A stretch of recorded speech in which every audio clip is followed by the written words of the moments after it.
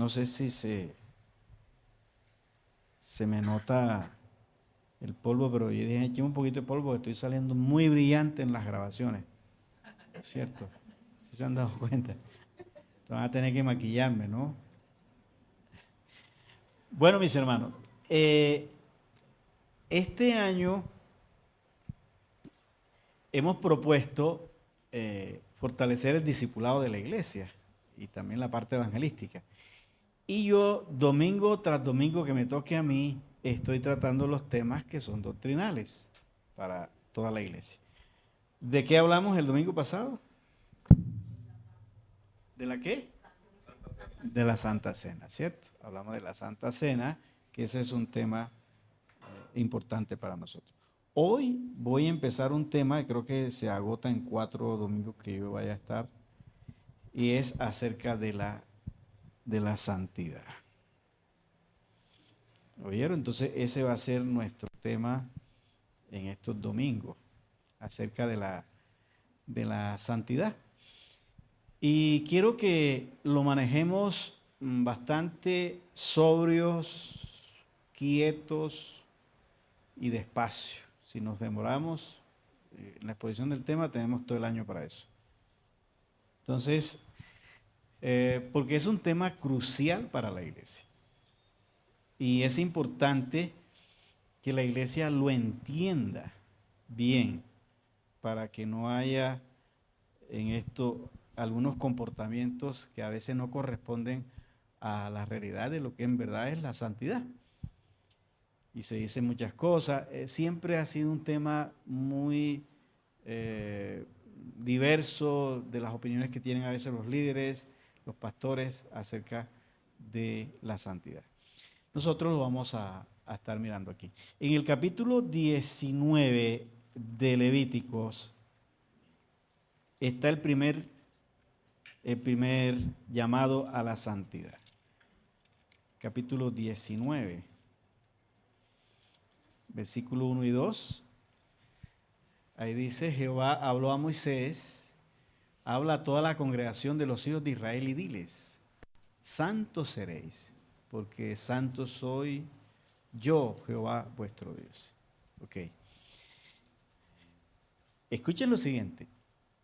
En el Antiguo Testamento, yo cogí la concordancia, yo mismo hice el trabajo, ¿no? La concordancia hebrea, y encontré que entre verbos, sustantivos, adjetivos y palabras afines a la palabra santidad o santo se encuentra 833 veces. O sea que es un tema muy amplio en el Antiguo Testamento. Las del Nuevo Testamento no las he contado todavía ayer.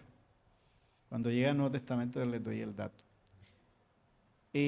Pero curiosamente existen solamente 2 llamados a la santidad en toda la Biblia. Una cosa increíble. Este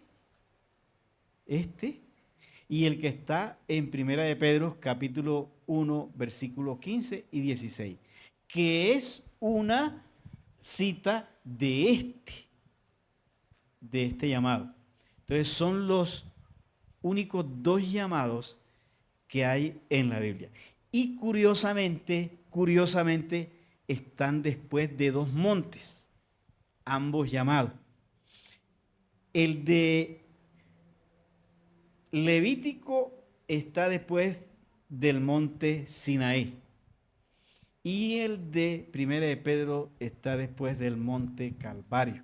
Y eso va a cambiar completamente la dinámica de el entendimiento tanto en el Antiguo Testamento como en el Nuevo Testamento.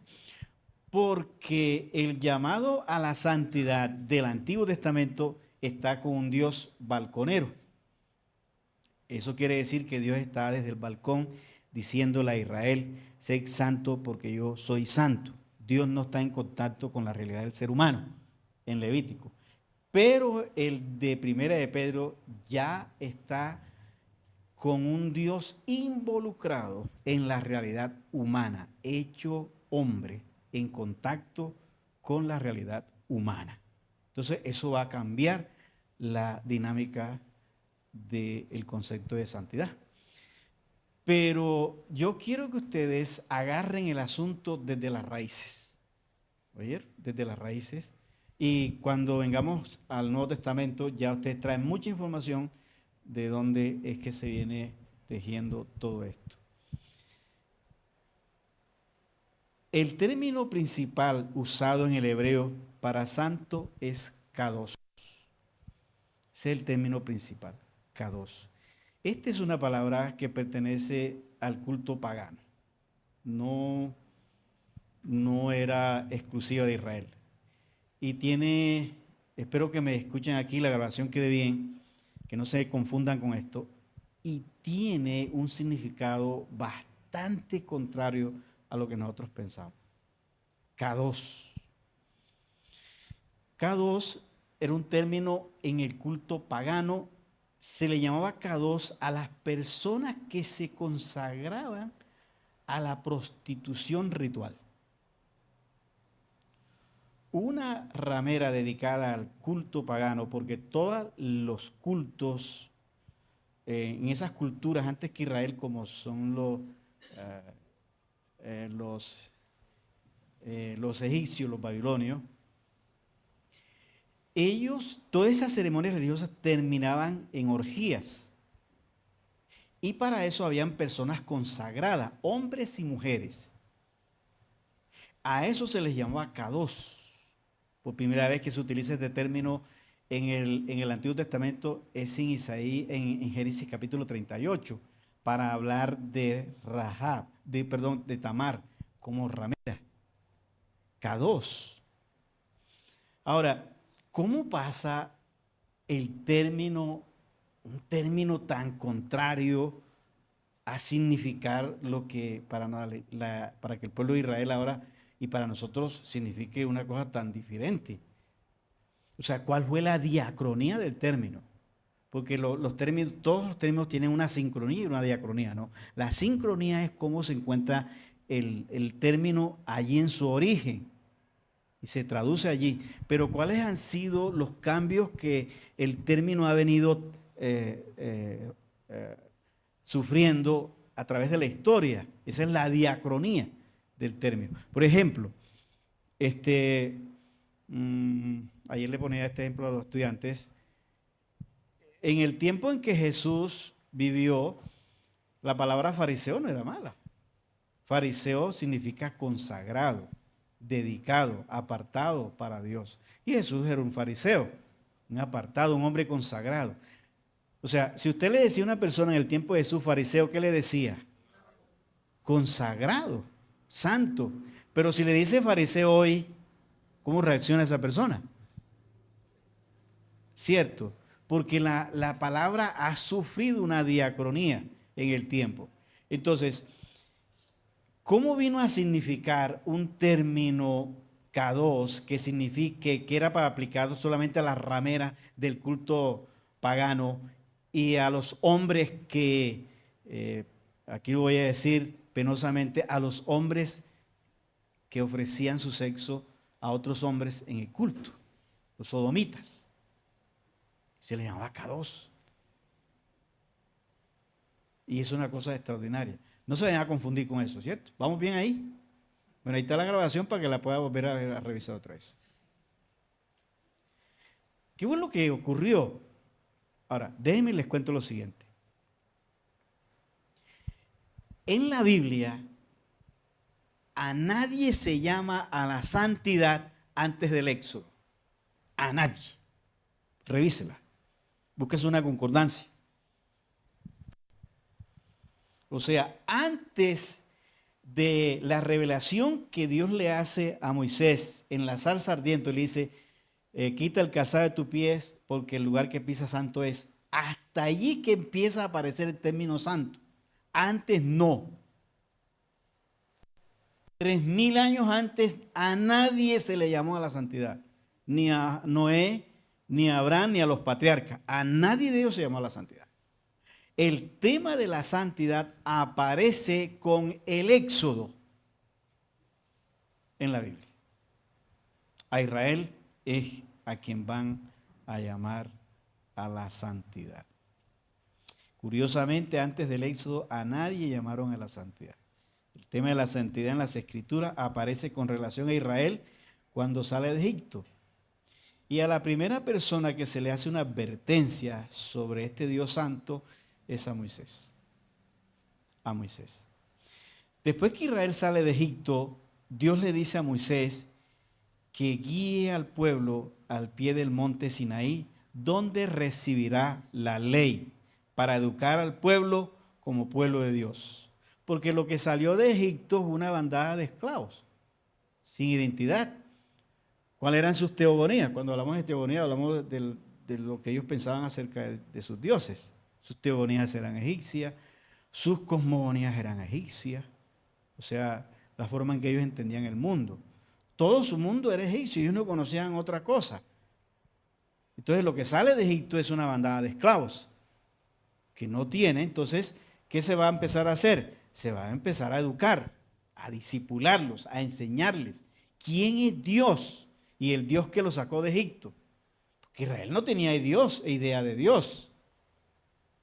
Entonces hay que educar y para eso le dan un predicador y una ley para enseñar al pueblo, ¿no?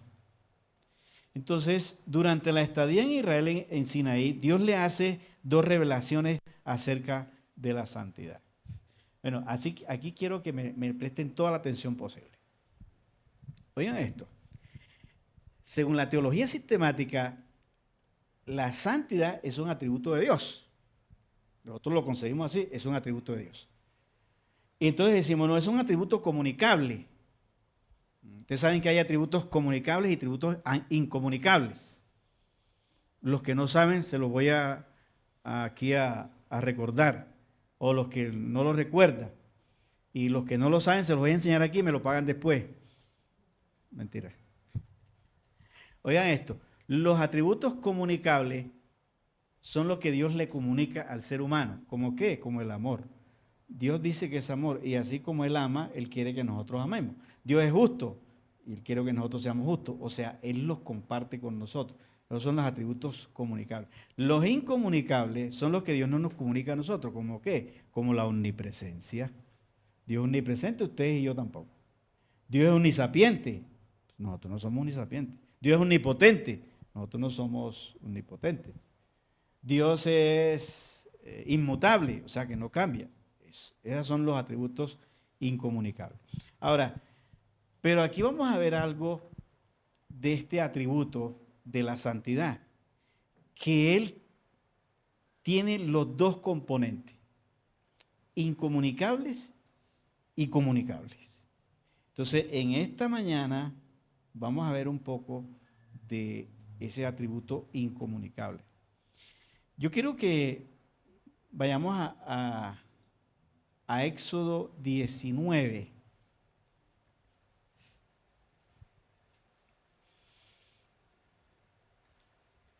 Versículo 16.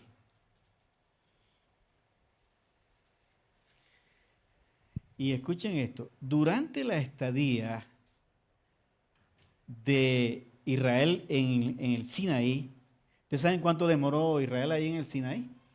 Al pie del Sinaí, demoró 2 años y 1 mes y piquito. Ustedes lo pueden averiguar en números. No vayan a creer que Israel ahí demoró 2 años, al pie del monte, y ahí fue que se organizaron, ¿no? Durante la estadía de Israel en el Sinaí, Dios le hace a Israel 2 revelaciones acerca de su santidad. Esta revelación busca enseñarle a Israel que Jehová no es un Dios doméstico como el resto de los dioses en Egipto. Primero, le hace una revelación de su santidad sublime. Santidad sublime. Oigan eso. Estamos hablando de santidad sublime. De la santidad sublime para que Israel entienda que Él es un Dios trascendente a su creación y no se puede domesticar. Y en segundo lugar, Dios le da la ley a Israel para enseñarle acerca de su santidad moral. Entonces Dios tiene 2 clases de santidad. Una santidad sublime que siempre está acompañada de su ira santa y una santidad moral. Eso quiere decir que Dios no tiene nada que ver con lo que es pecado. Entonces, la santidad sublime de Dios es lo que le va a dar el carácter de Dios, que Dios es trascendente, que Dios no se parece a nosotros y que su santidad está acompañada de su ira santa y que nadie se puede acercar a Él. Nadie se puede acercar a Él, porque Él es santo, santo sublime, y nadie se puede exponer a eso. Hay una escritora judía, nacionalizada en inglés, ahí en Estados Unidos, ella es profesora de Harvard, ella escribió un libro, yo le leí, yo tengo su libro, se llama Pablo nunca fue cristiano, ella hace su crítica ahí. Y en una parte ella dice, santidad es un lugar donde puedes relacionarte con Dios sin que Él te destruya. Interesante el concepto, me gustó mucho. Dice, santidad es un lugar donde tú te puedes relacionar con Dios sin que Él te destruya. Que Dios es santo. Dios es santo. Y acercarnos a Él era un problema, porque nos exponíamos a ser destruidos. Aquí está. Aconteció, está Israel en el Sinaí, vamos a leerlo despacio, que al tercer día, cuando vino la mañana, vinieron truenos y relámpagos y espesa nube sobre el monte. Aquí fue que Dios le dijo a Moisés, dile al pueblo que se prepare, porque entre 3 días me voy a manifestar. Que nadie se acueste con su mujer y que todo el mundo se bañe y limpie sus vestidos. Y miren la recomendación que les hace. Dice, nadie se va a acercar al monte. Y aquí va. Vamos a leerlos todos. Cuando vino la mañana, vinieron truenos y relámpagos. El Señor está bajando en el monte. Y espesa nube sobre el monte y sonido de bocina muy fuerte. Y se estremeció todo el pueblo que estaba en el campamento. Y Moisés se acercó sacó del campamento, al pueblo para recibir a Dios. Y se detuvieron al pie del monte. Todo el monte Sinaí humeaba, porque Jehová había descendido sobre él en el fuego. El humo subía como el humo de un horno, y todo el monte se estremecía en gran manera. El sonido de la bocina iba aumentando en extremo. Moisés hablaba y Dios le respondía con voz tronante. Wow. Y descendió Jehová sobre el monte Sinaí, sobre la cumbre del monte, y llamó Jehová a Moisés a la cumbre del monte, y Moisés subió. Y Jehová dijo a Moisés, desciende, ordena al pueblo que no traspase los límites para ver a Jehová, porque caerá multitud de ellos. Y también se santifiquen los sacerdotes que se acercan a Jehová, para que Jehová no haga en ellos estrago.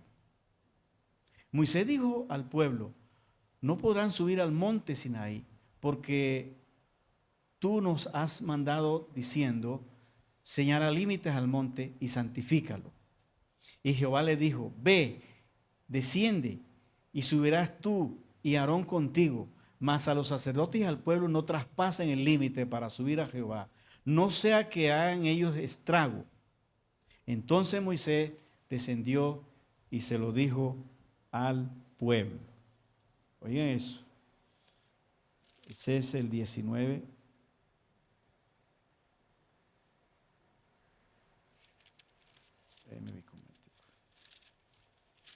Ok, ese es hasta el versículo 25. Ahora quiero que leamos el capítulo 20, versículo 18 al 20. Capítulo 20. Todo el pueblo observaba el estruendo y los relámpagos y el sonido de la bocina, y el monte humeaba. Y viendo el pueblo, temblaron y se pusieron de lejos. Oigan eso, miren lo que está pasando. Nadie puede arrimarse al monte porque muere, porque allí está Jehová manifestándose. Para que me entiendan la cosa un poquito, escuché esto una vez, una ilustración así, de Dr. Billy Graham. Dice que había un niño que estaba jugando en el patio. Y ustedes saben que las hormiguitas forman a veces un montón de tierra, ¿cierto? No sé los que han podido ver eso. Y hacen su montón, las hormiguitas. Entonces el niño jugando pisó el castillo que ya tenían las hormiguitas y las hormiguitas empezaron una para allá, loca por allá. Entonces el niño dijo, sin darse cuenta. Entonces le dijo al papá, ¿cómo podemos ayudarlas? Mira lo que he hecho, vamos a ayudarla. Y dice, nosotros, la naturaleza nuestra no nos permite ayudarlas. Y él le dijo, ¿y cómo las podemos ayudar? Y le dijo, solamente que nos hagamos hormigas como ellas. Trate usted de componerle una patica a una hormiga. ¿Le hace bien o le hace mal? Porque la naturaleza nuestra es muy superior. Así es Dios. Dios en su majestad no nos podía ayudar porque nos haría daño. En su gloria, en su santidad, no se puede acercar a nosotros. Y Dios está tratando de poner todos los límites para que Israel no sufra daño ante su presencia, porque esta es su santidad sublime y se podían exponer. Seguimos. Ese es el versículo ¿qué? Estamos en el 20, ¿no? 19. Y dijeron a Moisés, habla tú con nosotros y nosotros oiremos, pero no hable Dios con nosotros para que no muramos. Dice, nosotros no volvemos aquí, va. Imagínense, si es que nos va a tocar hablar con Dios, siempre que quiera hablar con nosotros, esto va a ser terrible. ¿Cierto? Entonces le dijeron a Moisés, no hables más Dios con nosotros, habla tú con él y tú hablas con nosotros. Porque esto es una cosa terrible. Y dice, para que no muramos. Y Moisés respondió al pueblo, no temáis, porque para probaros vino Dios, para que su temor esté delante de vosotros, para que no pequéis. Oigan eso. Entonces, ¿qué está haciendo Dios aquí? Está haciéndole una revelación a Israel de su santidad sublime, no moral todavía, porque todavía no les ha dejado la ley, porque la santidad moral va a estar revelada, pero en la ley. Aquí les está dando una revelación de quién es Él, porque Israel viene de una cultura panteísta, donde el río es Dios, el sol que es Ra es Dios, el desierto es Dios, la rana es Dios, el toro es Dios, las moscas son Dios. Es una sociedad panteísta. Y Dios lo que le está diciendo a Israel, no, yo no soy como los dioses de Egipto.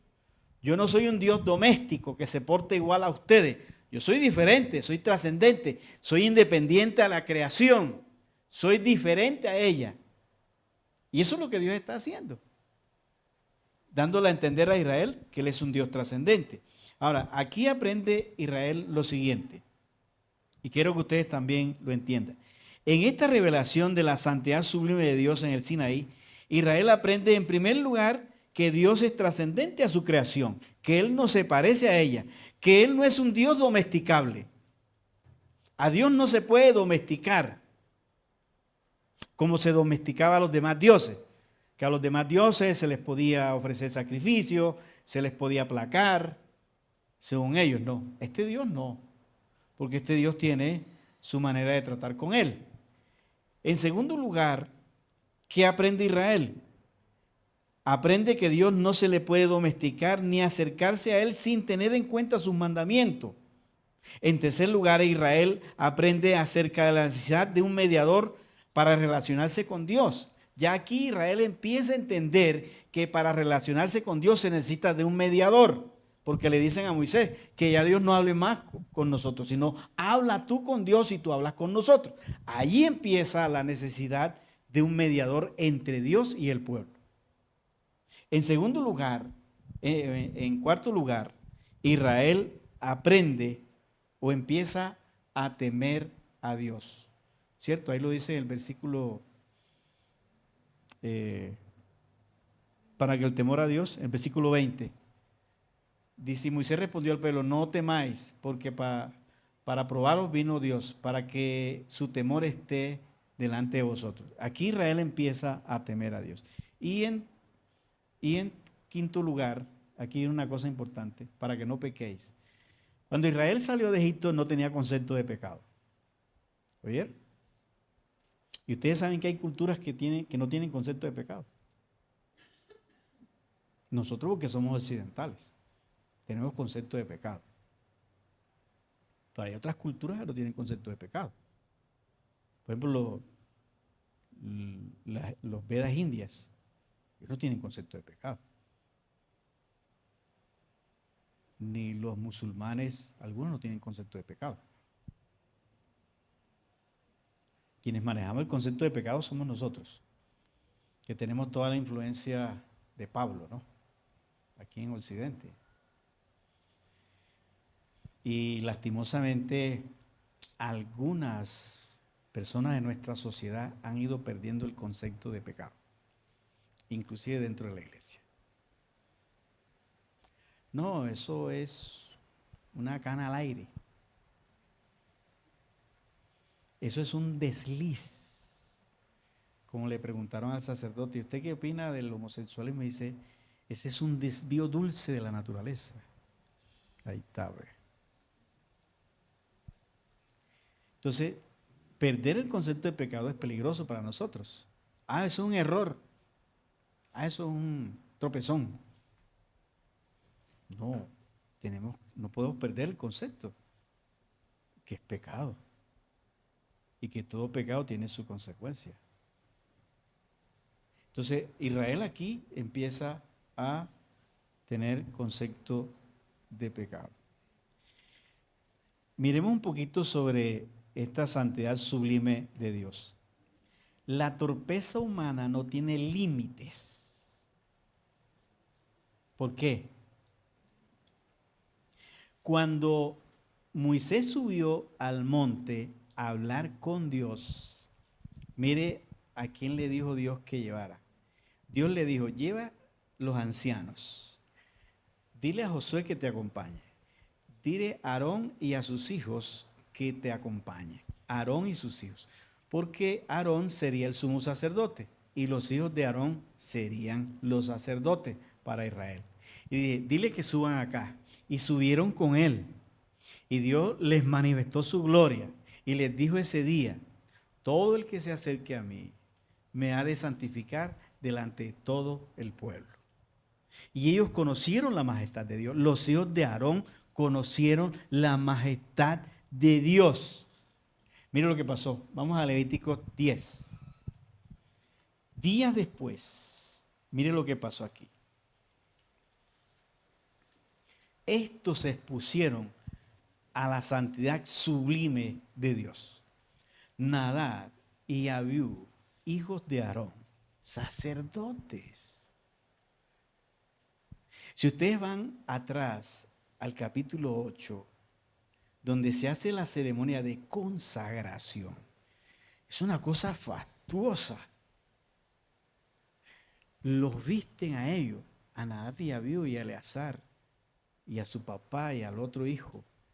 Y en esa ceremonia fastuosa, a ellos les colocan los vestidos que eran azules, con unas fajas blancas y unos terminales en oro, y una tiara aquí en oro, puro oro, y los pectorales en piedras preciosas, donde estaban las 12 tribus de Israel, aquí en el pecho y en los hombros.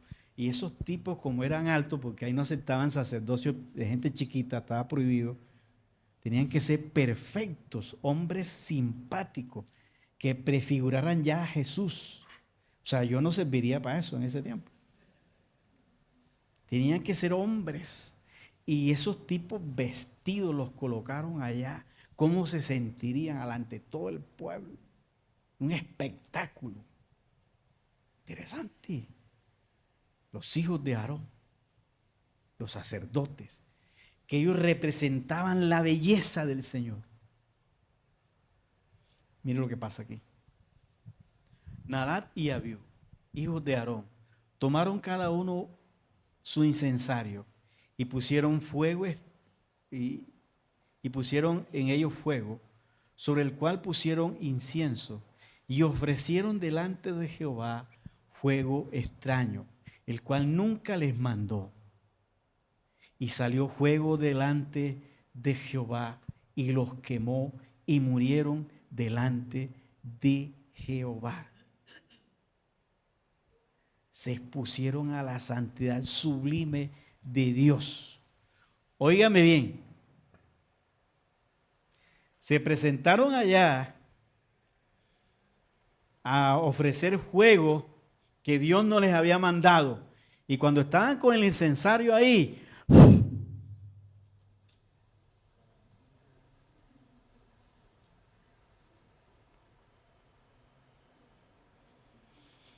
y Dios los mató. Y Aarón, su papá, le dijo a Moisés, ¿y esto cómo es? ¿Cómo es que Dios mata a mis hijos? No los acaban de consagrar. ¿Esto cómo es? Y entonces Moisés también va a donde Dios le dice, ¿qué pasó? ¿Por qué los mataste? Y el Señor le dice a Moisés, dile a Aarón que el día que estuvieron aquí, yo se los dije, cualquiera que se atreva a ministrar en mi presencia, me ha de santificar delante del pueblo. Y aquí le digo a los que dirigen también. Ustedes saben que yo no soy amigo de nadie en el púlpito. ¿Oyeron? Ahora que termine el sermón soy su amigo. Pero ahora que estoy predicando soy amigo de nadie.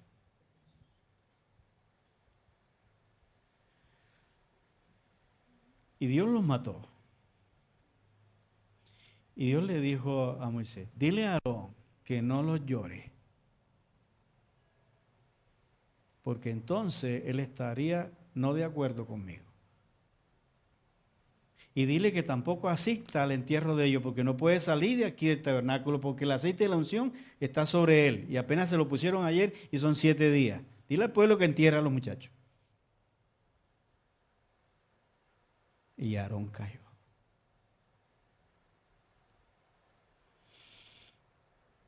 Sí, Señor. Allí empezaron a entender los israelitas que estaban tratando con un Dios diferente. Y a mí me parece, yo quiero que lean el versículo 9 y 10 de ese. A mí me parece que estos muchachos entraron fue borrachos. Borrachos. Tú y tus hijos contigo no beberéis vino ni sidra cuando entréis en el tabernáculo de reunión, para que no muráis. Estatuto perpetuo será para vuestras generaciones, para que puedan discernir entre lo santo y lo profano, y entre lo inmundo y lo impío. Dice, estos muchachos entraron fue borrachos. Se emborracharon y dijeron, nosotros somos los sacerdotes aquí, vamos a ofrecerle a Jehová el incienso que Dios nos había mandado. Porque no es cuando ellos quisieran, sino cuando Dios decía. ¿Y cómo? Con este Dios es diferente. Es como Él dice y cuando Él dice. No cuando se les antoja a ustedes. Porque este Dios es diferente. Este Dios no es para domesticar. Este no es el parcero de nadie. Jesús no es el chucho de nadie. Mucho cuidado con esa falsa familiaridad con Dios. No se les olviden que Él es severo.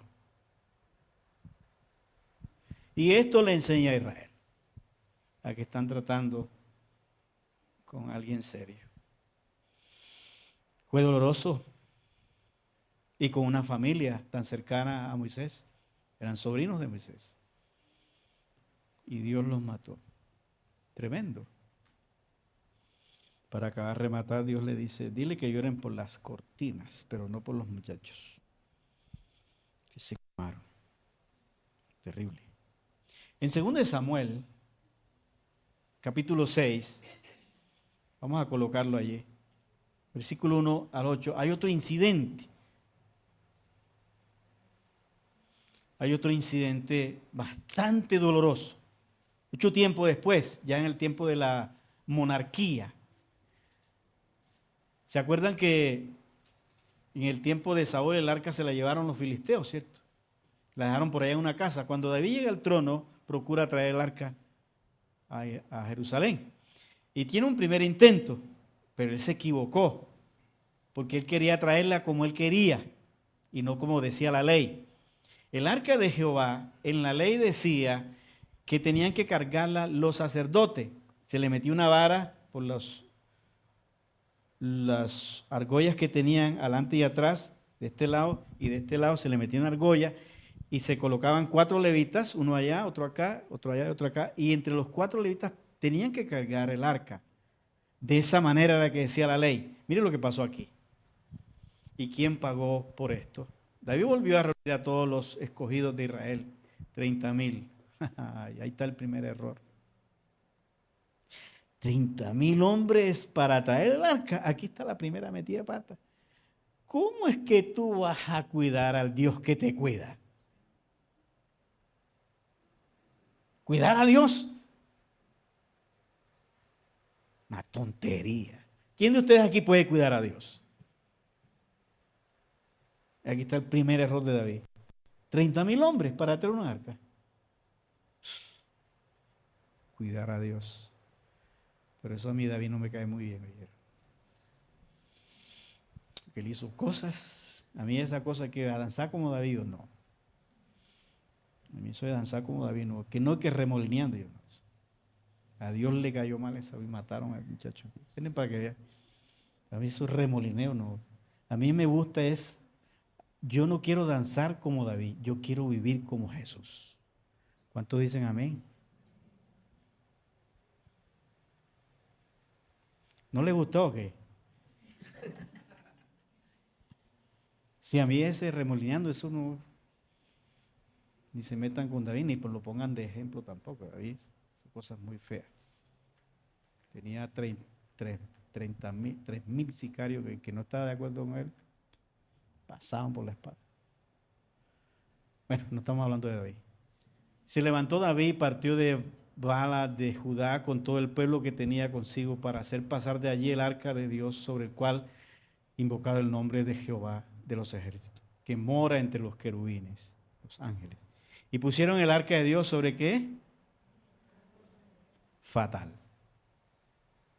Así no es la manera de llevar el arca. Eso no decía la ley. Pero de ahí como estaba apresurado para la fiesta,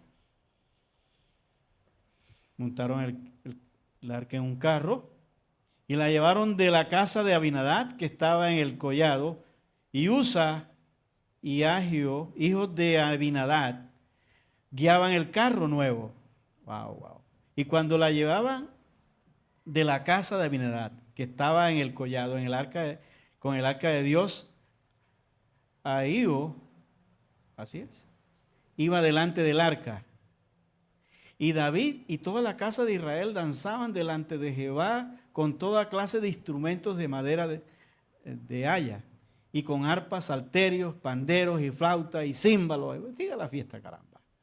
Y cuando llegaron a la era de Nacón, Usa extendió su mano al arca de Dios y la sostuvo, porque los bueyes tropezaron. Los bueyes tropezaron y el arca se corrió, iba a caer en un charco. ¿Y qué hizo Usa? Corrió a que el arca no se cayera, ¿cierto? Y se abrió el cielo y dijo, gracias Usa.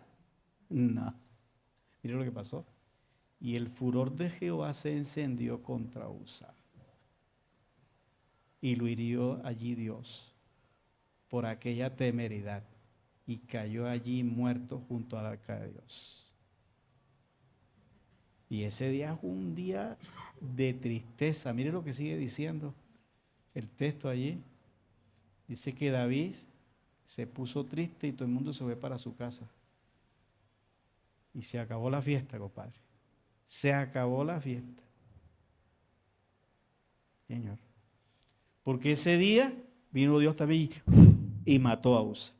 Ahora, Dios no mata a inocentes. ¿Quién era Usa? Usa pertenecía a una de las 3 familias de Aarón dedicadas al culto. Él pertenecía a los coatitas. ¿Oye? A los coatitas. ¿Qué hacían los coatitas en el templo o con el arca? Ellos eran los que se encargaban de todos los utensilios sagrados del templo, entre ellos el arca. Y a los coatitas se les decía esto. El coatita cuando tenía 6 años le enseñaban esto, le decían, nunca toques el arca por ningún motivo. Cuando tenía 10 años le decían, nunca toques el arca por ningún motivo. Cuando tenía 15 años le decían, nunca toques el arca por ningún motivo. Y cuando ya estaba grande decían, nunca vayas a tocar el arca porque no tiene 15.000 voltios. Usa no debió tocar, porque ahí estaba la presencia de Dios. Oiga lo que les voy a decir aquí. Hubiese mejor que hubiese caído en el fango, en el barro. ¿Qué les parece? ¿Por qué Dios no mejor dejó que cayera en el fango? Y no que Usa lo tocara. Les voy a decir esto, no se vayan a ofender. Para Dios es mejor que lo toque el fango a que lo toquemos nosotros. El único agente contaminante de la creación. El polvo obedece las leyes. Se vuelve polvo con el sol y se torna en barro con la lluvia. Ustedes y yo no. Nosotros somos la creación rebelde. ¿Les dolió eso?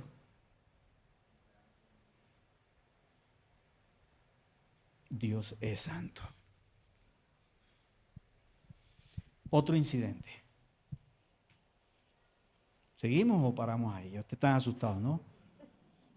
No, vamos a seguir porque esto tiene que ser así. Es que a ustedes se les olvida, ¿no? ¿Con qué están tratando? Ese es el problema de la pausa de misericordia, ¿no? Misericordia no es justicia. Hay que tener cuidado con eso. Mire otro incidente. Vamos a 2 de Crónicas 26. Este rey había sido un rey Usías, que Dios lo había respaldado. Había reinado por 53 años, uno de los reinados más largos. Pero este rey se creyó que él era parcero de Dios. Mire lo que le pasó. Dios me ha bendecido, Dios ha estado conmigo, Dios me ha respaldado, todo eso.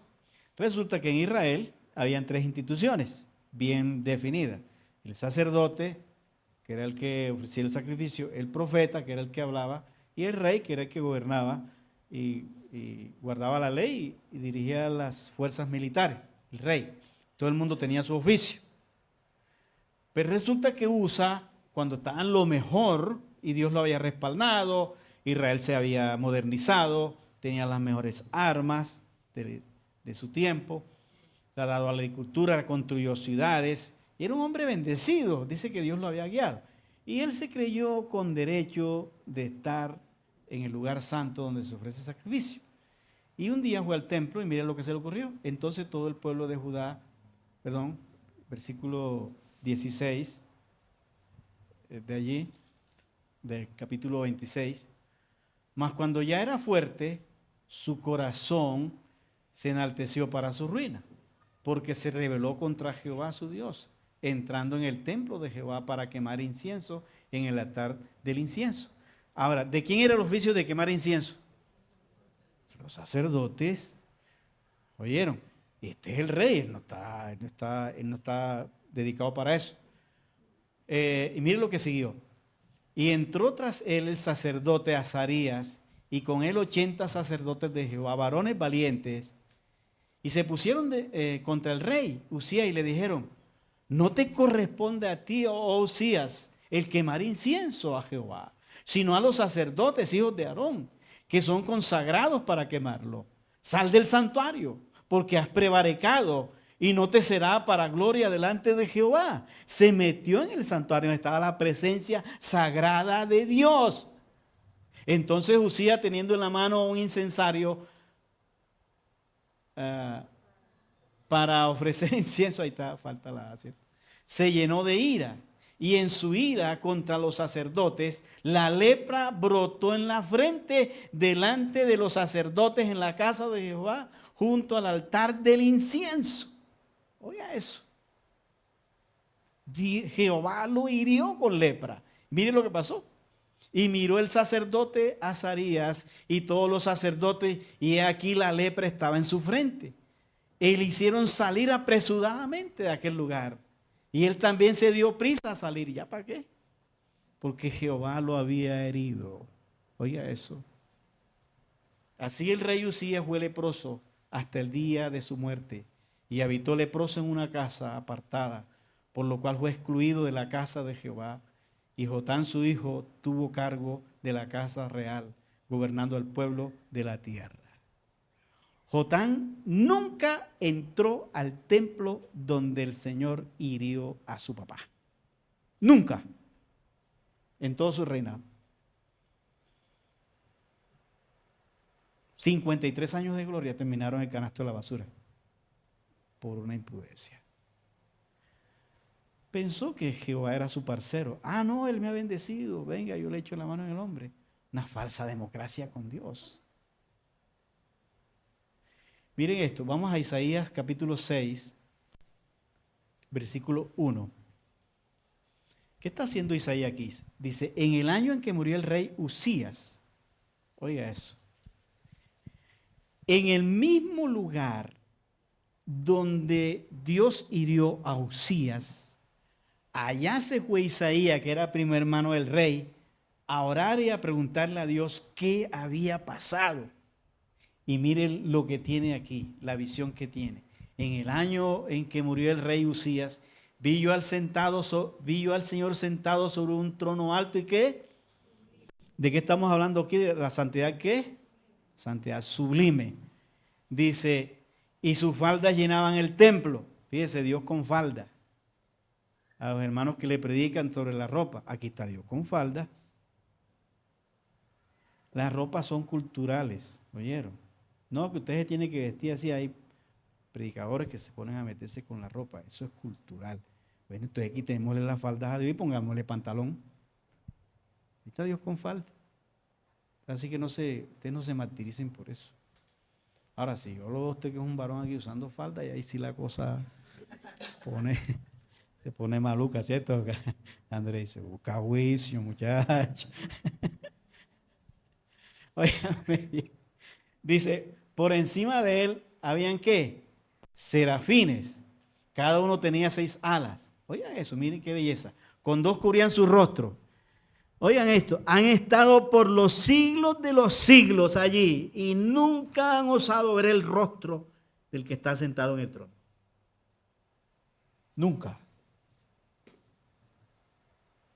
Con 2 cubrían su rostro, con 2 cubrían sus pies, con 2 volaban. 6 alas, ¿no? Para cubrir el rostro, los pies, a suma reverencia. Y el uno al otro le daba voces diciendo, ¿qué cosa? Santo, santo, santo. Jehová de los ejércitos, toda la tierra está llena de ¿qué? De tu gloria. La palabra santo allí no se puede interpretar como Trinidad. No es que santo el Padre, santo el Hijo y santo el Espíritu. No. Los hebreos cuando van a hacer un énfasis repiten la palabra. Nada más. Desierto, desierto, eso es un énfasis. Entonces, santo, santo, es el único atributo de Dios al que le hacen el énfasis. Usted nunca va a encontrar que Dios es amor, amor, amor. Eso lo dice el coro, pero la Biblia no. O que Dios es misericordia, misericordia, misericordia. Nada. O que Dios es bueno, bueno y bueno. No. El único atributo que enfatizan es este que dicen santo, santo, santo. Un énfasis. Jehová de los ejércitos. Toda la tierra está llena de su gloria. Y los quiciales de las puertas se estremecieron con la voz del que clamaba. Y la casa se llenó ¿de qué? De humo. Oiga eso, qué visión tan tremenda. Entonces dije, ay de mí. Claro, estoy frito. Que nadie puede ver a Dios y vivir. En su majestad dice, ay de mí, que soy muerto, porque siendo hombre inmundo de labios y habitando en medio de pueblo que tiene labios inmundos, han visto mis ojos al Rey Jehová de los ejércitos. Y ahí sigue el drama de él. Dice que después vuela hacia él un serafín con unas tenazas. La verdad era verdad, porque el ángel toma el carbón encendido con unas tenazas y después lo pasa por los labios del profeta, le dice, aquí es quitada tu culpa y limpio tu pecado. Ok, pero aquí lo que estamos viendo es la manera, la sublimidad de la santidad de Dios. Si ustedes van a Juan capítulo 2, van a encontrar que Juan cita este pasaje para hablar que ese que está en el trono es Jesucristo. Cuando lleguemos allá, vamos a ver cómo cambia este asunto de la santidad con Cristo. Pero quiero ir terminando con ustedes aquí. Ustedes dirían, pero eso es en el Antiguo Testamento. Sí, eso es en el Antiguo Testamento. Hay algunos autores que encuentran en estos hechos y ellos hablan del lado oscuro de Dios. Algunos autores, católicos y protestantes. Pero yo quiero decirles en esta mañana, Dios no tiene ningún lado oscuro, que Dios es luz y en Él no hay tiniebla. Lo que debemos entender de Dios es que no actúa como nosotros, inclusive no. Dios no explota en rabia contra nadie. Dios es paciente. Lo que pasa es que Él actúa en justicia como juez que es de toda su creación, nada más. Como juez que es de toda su creación. Dios actúa como juez en la corte, ya que Él es el juez del universo. Quiero hacer una preguntita aquí. ¿Quién ha oído hablar de Marción? ¿De Marción?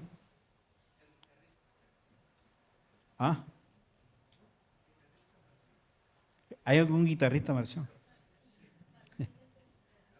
No, yo les hablo de Marción del año 140 después de Cristo. Marción fue el primero que se le ocurrió organizar un canon, pero él organizó un canon todo raro. Y el canon que organizó Marción solamente incluía el libro de Juan y 10 cartas del apóstol Pablo.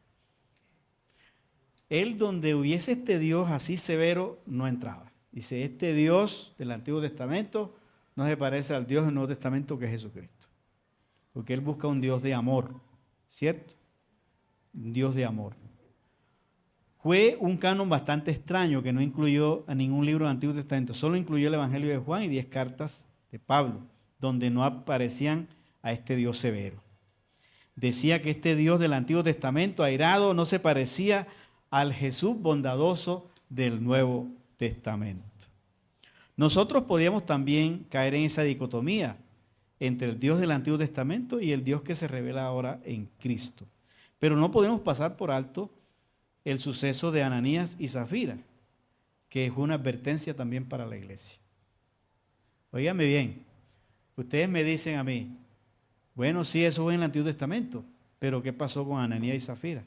¿Eso a dónde? ¿A dónde? En el Nuevo Testamento. Fue después de Pentecostés, ¿cierto? ¿Qué les pasó a ellos? ¿Se acuerdan que Ananías y Zafira quisieron también involucrarse en la recolección que estaban haciendo en la iglesia y había gente que estaba dando con mucho cariño, que le vendía sus propiedades y las traía? Esta parejita dijeron, nosotros también, para que nos vea la gente que nosotros somos dadivosos, vamos a vender las fincas que tenemos. Y llegamos allá y decimos que aquí está la plata. Y así vendieron la finca. Primero llegó Ananías y la habían vendido por 100 millones y llevaron 50. Entonces le dijimos, aquí traemos el costo de toda la finca que vendimos. La habían vendido por 100 y dieron nada más 50. Y entonces Pedro le dijo, oye, tú no tenías necesidad de mentir. Si lo vendiste por 50, pues te hubieras quedado con tus 50 y también hubieras traído 50. Pero no nos vengas a mentir a nosotros aquí. Y ahora por tu mentira caerás muerto aquí. Y cayó muerto ahí. Eso está en Hechos capítulo 5. Y después llegó a la mujer, que también lo acolitaba. Ahí está, ¿eh? Y entonces la mujer, Zafira, dice, ¿verdad que vendieron la propiedad por 100 millones? Dice, sí, sí, ¿y dónde está mi marido? Y dice, bueno, los que sacaron a tu marido ahora por ahí muerto, también te van a sacar a ti. Y ¡pum! Muertecita también. Una cosa salvaje. Yo les pregunto una cosa, si el Espíritu Santo actuara hoy con todos los que echan mentiras, yo creo que ya el entierro mío lo hubieran hecho hace rato. Y ustedes también. Gracias a Dios estamos en una pausa de misericordia, ¿cierto? Pero, ¿qué es lo que les quiero decir aquí? No se les olvide que están tratando con un Dios sublime. Estamos en una pausa de misericordia.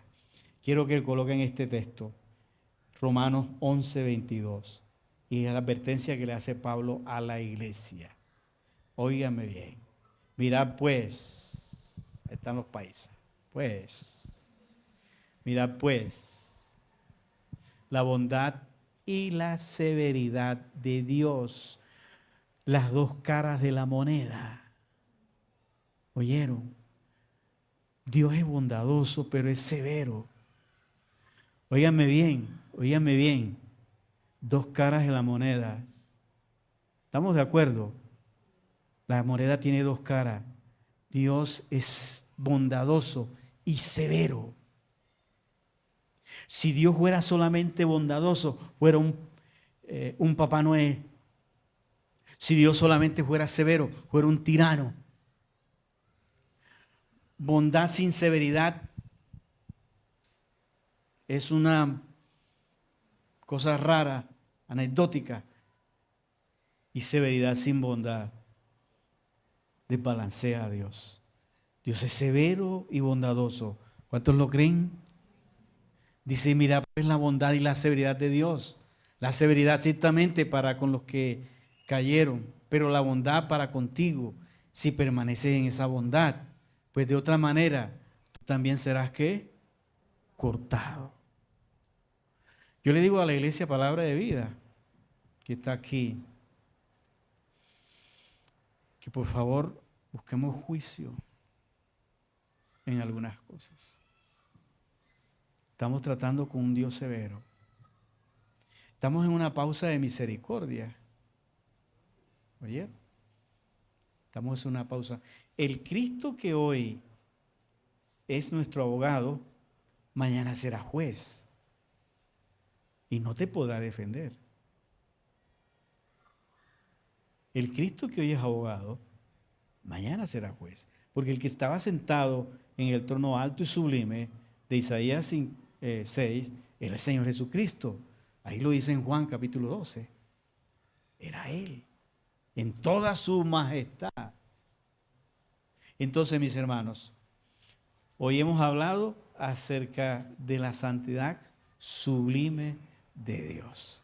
Que no se nos olvide que este Dios con el que estamos tratando es un Dios severo. ¿Oyeron? Que Él es un Dios. Por eso yo siempre he dicho que para mí misericordia es no justicia.